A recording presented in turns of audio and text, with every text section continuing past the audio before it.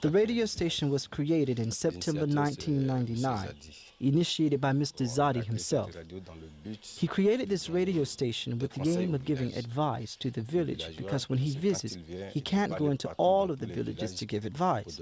So in a way, this radio station was created by Mr. Zadi to encourage youth to stay in the village and to get some work.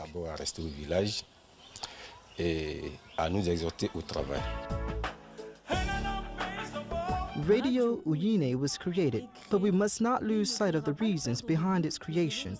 As a tool of communication, serving development, it must have a well-thought-out program and must serve the people.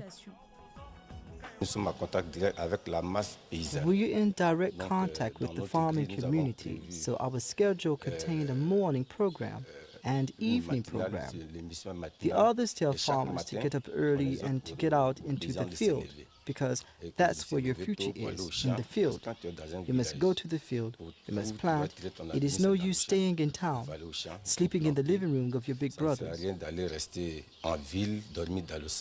You can make your livelihood in the village, so we tell the villagers to keep the village clean, stay away from alcohol, that the future is in the fields, and that the future belongs to those who rise early for that purpose.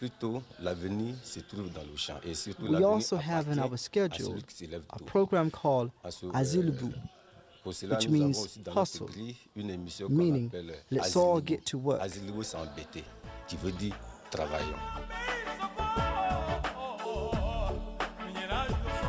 Nowadays, the relations between Mr. Zadi and the inhabitants of Yacoli are based on trust, the fruit of a long and rich exchange. This trust has enabled the people to take the path to development and create the wealth necessary for their own survival.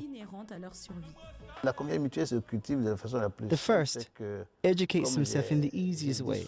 As I often say, if I came here and was responsible for a business or a few businesses, I would build a two-story house, install a generator and a well. I would serve my own needs and live correctly all by myself with all my comforts, and they would be left to themselves. The kinship we have, the blood ties, will be broken, except I have evolved with them progressively, and I do not forget them. If they have problems, I have problems. Just like if I have problems, they have problems. Shared ideas, shared behavior.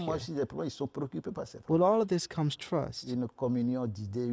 When I promise something, it means that it will be done.